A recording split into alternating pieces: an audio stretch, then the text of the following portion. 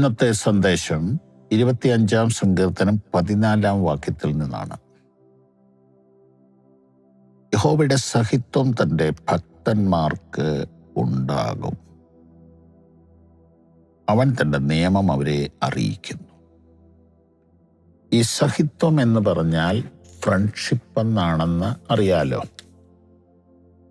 ദൈവവുമായിട്ടൊരു friendship മനുഷ്യർക്ക് ഉണ്ടാക്കാൻ പറ്റുമോ? പറ്റും. അബ്രഹാം ദൈവത്തിൻ്റെ സ്നേഹിതനായിരുന്നു. ഉൽപ്പത്തി പുസ്തകത്തിൽ അതിൻ്റെ 18-ാമത്തെ അധ്യായത്തിൽ അങ്ങനെ തന്നെ പറഞ്ഞിട്ടുണ്ട്. ഉൽപ്പത്തി പുസ്തകം അതിൻ്റെ 18-ാമത്തെ അധ്യായം അതിൻ്റെ 17-ാമത്തെ വാക്യം. അപ്പോൾ യഹോവ അരുളി ചെയ്തത്, ഞാൻ ചെയ്യുവാനിരിക്കുന്നത് അബ്രഹാമിനോട് മറച്ചു വയ്ക്കുമോ? അബ്രഹാം വലിയതും ബലമുള്ളതുമായ ജാതിയായി തീരുകയും അവനിൽ ഭൂമിയിലെ ജാതികളൊക്കെയും അനുഗ്രഹിക്കപ്പെടുകയും ചെയ്യുമല്ലോ. ദൈവത്തിൻ്റെ ദൂതന്മാർ അബ്രഹാമിൻ്റെ വീട്ടിൽ വന്നു. കുറെ നേരം സംസാരിച്ചു. അബ്രഹാം അവർക്ക് ട്രീറ്റ് കൊടുത്തു, ഗംഭീരമായ ട്രീറ്റ്. അവരെ ദൂതന്മാരാണെന്ന് അറിഞ്ഞിട്ടൊന്നും അല്ലെന്ന് എബ്രായ ലേഖനത്തിൽ എഴുതിയിരിക്കുന്നു.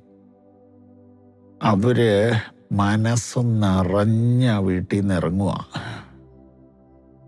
ഇറങ്ങുമ്പോൾ ആ ദൂതന്മാർ അബ്രഹാമിനോട് പറഞ്ഞു, നിന്റെ ഭാര്യയെ ഞാൻ വിളിക്കുക. അവൾ ആ കതകിൻ്റെ പുറകിൽ നിൽപ്പുണ്ടായിരുന്നു. അടുത്ത ആണ്ടിൽ ഈ സമയത്ത് ഞാൻ വരുമ്പോൾ നിന്റെ കയ്യിലൊരു കുഞ്ഞാവയുണ്ടാവും. 90 വയസ്സ് വരെ ഒരു സന്തതിക്ക് വേണ്ടി പ്രാർത്ഥിച്ചിട്ട് ഇനിയും കിട്ടുകയില്ലെന്ന് വെച്ച് പ്രാർത്ഥന നിർത്തിക്കളഞ്ഞ വീടാണിത്.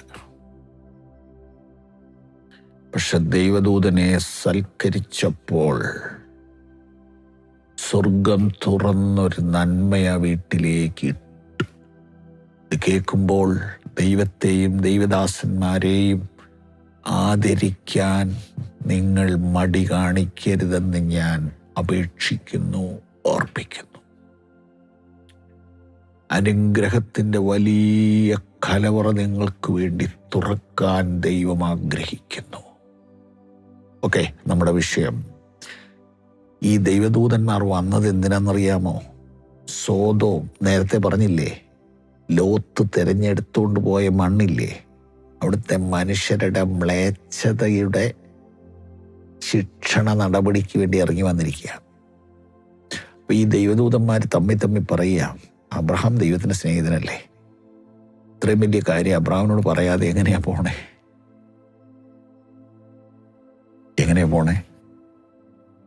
അബ്രഹാം വലിയ ജാതിയിൽ ആകും.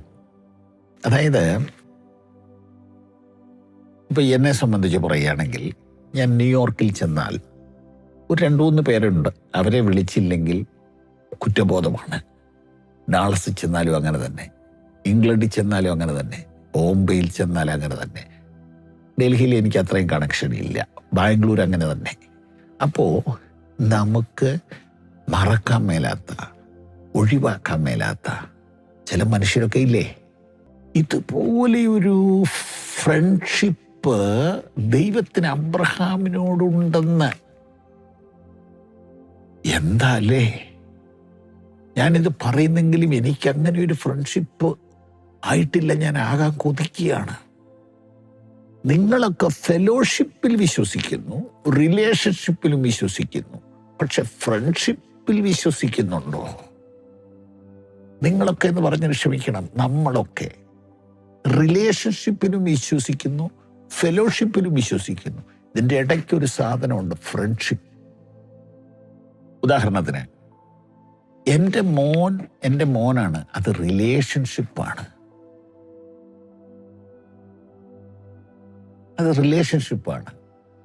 അവൻ എന്നെ വല്ലപ്പോഴൊക്കെ ഒന്ന് വിളിക്കുകയാണെങ്കിൽ അത് ഫെലോഷിപ്പാണ്. എന്ന ഫ്രണ്ട്ഷിപ്പ് അതിലും വലുതാണ്. അവനൊരു കൊച്ചു കാര്യം ചെയ്യുകയാണ് എന്നോട് പറയും. ഞങ്ങൾ ഫ്രണ്ട്സാ. ഞാനും എൻ്റെ മക്കളും ഫ്രണ്ട്സാ.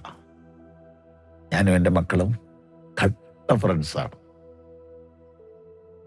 ഞങ്ങളെല്ലാ കാര്യവും ഇങ്ങനെ എപ്പോഴും ഫോണിൽ കൂടെ പറഞ്ഞുകൊണ്ടിരിക്കും. ദൂരെയൊക്കെ അതൊക്കെ വേറെ വിഷയം. അത് നിങ്ങൾക്ക് മനസ്സിലായോ? Relationship, fellowship, friendship. വിശ്വാസികൾക്കെല്ലാം ഫെലോഷിപ്പുണ്ട്, ഞായറാഴ്ച കൂടുമല്ലോ. റിലേഷൻഷിപ്പുണ്ട്, സ്ഥാനപ്പെട്ടതാണല്ലോ. പക്ഷെ ഫ്രണ്ട്ഷിപ്പ്, എൻ്റെ ദൈവമേ, ഒരു ഫ്രണ്ട്ഷിപ്പിൻ്റെ ലെവലിലേക്ക് ഞങ്ങളെ നടത്തണേ, ഞങ്ങളുടെ സഹോദരങ്ങളെ നടത്തണേ. ഹല്ലേലൂയ. അതാണ് ഇന്നത്തെ സന്ദേശം. യഹോവയുടെ സഹിത്വം തൻ്റെ ഭക്തന്മാർക്കുണ്ടാകും. അവൻ തൻ്റെ നിയമങ്ങളെ അവരെ അറിയിക്കും. God bless you.